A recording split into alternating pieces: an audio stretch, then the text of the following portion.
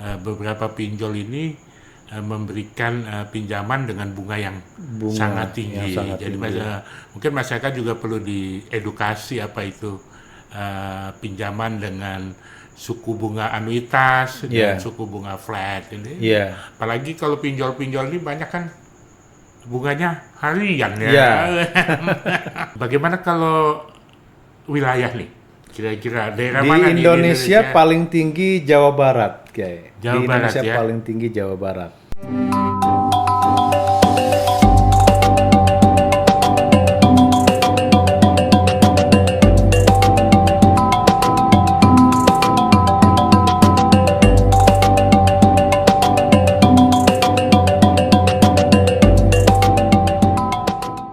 Oke, selamat malam Selamat malam, Kiai. sahabat Admisarif Institute di mana saja berada. Jumpa lagi kita dengan membahas berbagai isu-isu sosial yang selalu saja menarik ya. Malam ini kita kehadiran Adinda Zainuddin Hasan. Selamat malam Adinda. Malam, Tapi Kiai. pun. Tapi pun, Ya pun.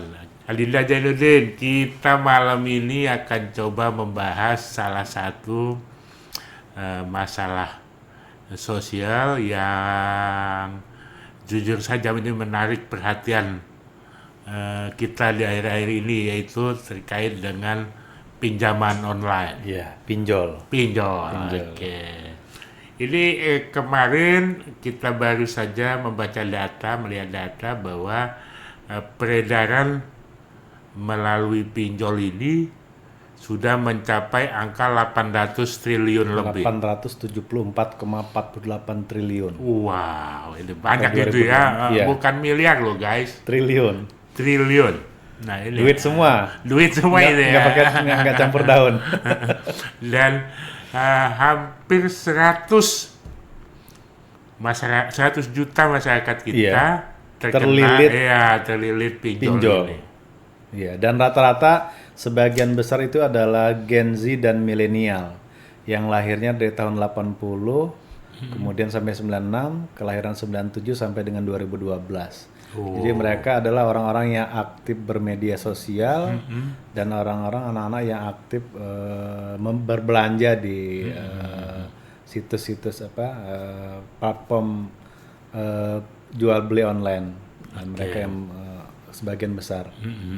Oke, bagaimana Zainuddin melihat fenomena ini? Pinjol ini menjadi salah satu bentuk keprihatinan ya. Kenapa? Karena memang ini kan salah satu bentuk konsumtif ya. Jadi tidak produktif sehingga anak-anak ini generasi-generasi Gen Z maupun milenial ini, bahkan juga ada orang-orang tua juga yang aktif melakukan pinjaman ya, pinjaman yang mereka beli kadang-kadang bukan suatu hal yang produktif, tapi lebih kepada konsumtif dan konsumtif. Dan saya melihat bahwa ini suatu gejala sosial yang memprihatinkan ya, cukup memprihatinkan, apalagi tadi dengan transaksi 874 triliun yang itu bisa membangun ibu kota negara. Ya 500 triliun itu 800 dalam kurun waktu cuma sampai dengan tahun 2024 saja. Jadi ada hitungan-hitungan sampai dengan Oktober sampai dengan September 2024 itu ratusan triliun nilainya. Dan ini harus menjadi perhatian ya, perhatian dari pemerintah, perhatian kita bersama, masyarakat, negara, pemerintah dalam hal ini bagaimana supaya bisa membuat ya, tentu saja regulasi, kemudian membatasi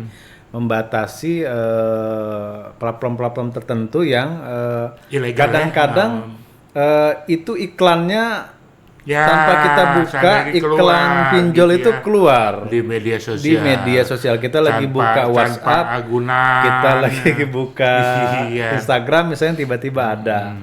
Dan menggiurkan sekali tawarannya, menggiurkan sekian puluh juta gitu ya. Iya, dengan hanya modal KTP misalnya dia bisa meminjam 20 juta dan seterusnya. Dan ini bagi orang yang bokeh alias buntu ya, itu menggiurkan, tapi mengembalikannya itu yang sulit. Dan banyak sekali. Jadi tidak hanya ada dampak lanjutan dari pinjol ini. Itu justru kita dengar juga kan ada beberapa kejadian gara-gara pinjol ada tindak pidana lain. Ada pencurian, ada yang sampai membunuh, ada yang sampai bunuh diri. Ini dampak lanjutan dari pinjol itu sendiri. Artinya pinjol ini tidak hanya memiliki dampak bagi pribadi seseorang individu, tapi juga memiliki dampak sosial bagi keluarganya dan bagi masyarakat di sekitarnya. Nah, satu yang cukup menarik tadi, dalam beberapa hal seringkali pinjol itu digunakan untuk tidak sesuatu yang penting-penting amat tidak produktif, tidak produktif. Dan ini datanya menarik bahwa ternyata pelaku pinjol itu hampir sama laki-laki dan perempuan. Jadi laki-lakinya 51%, perempuannya 49%. Jadi ternyata perempuan-perempuan pun banyak yang terkena pinjol ini ya.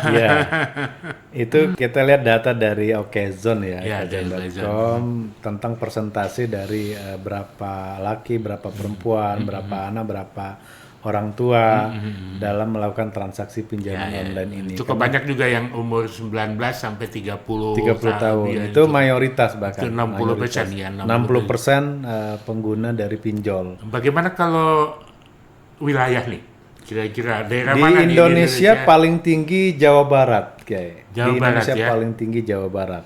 Kira-kira berapa persen itu dari 100%? Itu hampir sampai dengan kalau di data dari okezone.com ini itu sangat tinggi di Jawa Barat sampai dengan 80 ya, 80 di Pulau Jawa semua. Di Pulau Jawa 80% di Pulau Jawa, 82%. Sisanya 18% itu di luar Pulau Jawa. Ya, walaupun tidak semenakutkan di Pulau Jawa, tapi juga ya kita harus memberikan perhatian lebih nih kepada. Itu juga faktor jumlah penduduk tentu karena di Pulau Jawa kan padat jumlah penduduknya, sedangkan di pulau-pulau lain relatif lebih sedikit, sehingga persentasinya 82% pinjol itu banyak terjadi di Pulau Jawa, khususnya di Jawa Barat. Dan ini juga kita mendengar juga cukup banyak kasus-kasus hingga sampai ke perceraian dan lain-lain, karena juga beberapa pinjol ini menggunakan cara-cara ancaman atau mempermalukan si peminjamnya gitu.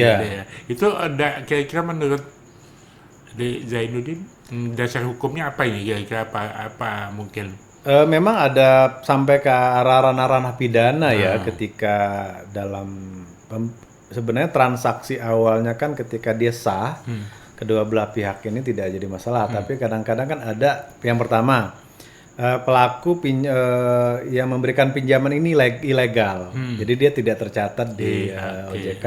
Kemudian yang kedua, dalam proses penagihan terhadap yang melakukan pinjol, itu mereka melakukan cara-cara yang ancaman, mengancam kemudian yang menakut-nakuti, bahkan menyebar kepada tidak hanya pelaku yang melakukan pinjol, kepada keluarganya, bahkan teman-temannya gitu, menyebarkan, dan itu dipermalukan dan itu bisa berdampak kepada tindak pidana lain dalam Undang-Undang ITE, menyebarkan berita-berita berita-berita itu yang bisa ada ancaman pidananya, Kiai. Iya ini betul ya. Jadi harus jadi perhatian kita bersama ya, dan juga mungkin kita berharap juga kembali pemerintah juga memberikan pengawasan kepada situs-situs yang peran pemerintah juga sangat penting untuk memberikan batasan.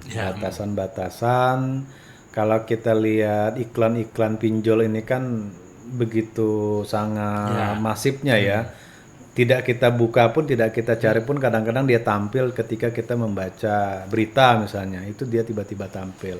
Artinya peran pemerintah selain ada literasi di tengah-tengah masyarakat dan keluarga, juga ada peran pemerintah untuk memberikan batasan-batasan, untuk memberikan beberapa aturan-aturan yang membatasi dari platform-platform media ini, online ini, agar supaya tidak sembarangan agar supaya untuk menjaga masyarakat kita juga. Betul. Karena ini kan memiliki dampak sosial, tidak hanya berdampak secara individu bagi si peminjam, tapi juga berdampak bagi keluarga bahkan dan masyarakat. masyarakat secara luas. Iya, secara luas. Dan juga mungkin saya pikir juga literasi kepada masyarakat juga harus diberikan juga bahwa beberapa pinjol ini memberikan pinjaman dengan bunga yang sangat tinggi. Jadi mungkin masyarakat juga perlu diedukasi apa itu pinjaman dengan suku bunga anuitas dan suku bunga flat ini. Apalagi kalau pinjol-pinjol ini banyak kan bunganya harian ya. Potongannya besar bunganya harian. Misalnya pinjamnya 1 juta, dapatnya cuma 600 gitu, 700 gitu kan. Belum nih harus mencicil dengan bunga yang sangat tinggi. Kalau dulu kita tahu ini namanya bank keliling. Bank keliling ya. Yang di Lampung itu ada istilah kuprasi sebenarnya. Oke, saya kira ya seperti itu. Mudah-mudahan apa yang kita bahas malam ini bisa mengedukasi masyarakat kita, dan ke depan pinjol ini bisa ya kalaupun tidak bisa hilang 100% ya, hilang 99% lah. Amin. Kita himbau lah kepada masyarakat, anak-anak kita, adik-adik kita, agar kalau bisa ya kita produktif, kita gunakan barang-barang yang masih bisa kita pakai. Dan khawatirnya tadi kita bilang dari pinjol ini ngerembet kepada tindak pidana lain, judi online, narkoba dan lain-lain. Ada perceraian, belum masalah pencurian, masalah sosial lain yang banyak sekali dampaknya.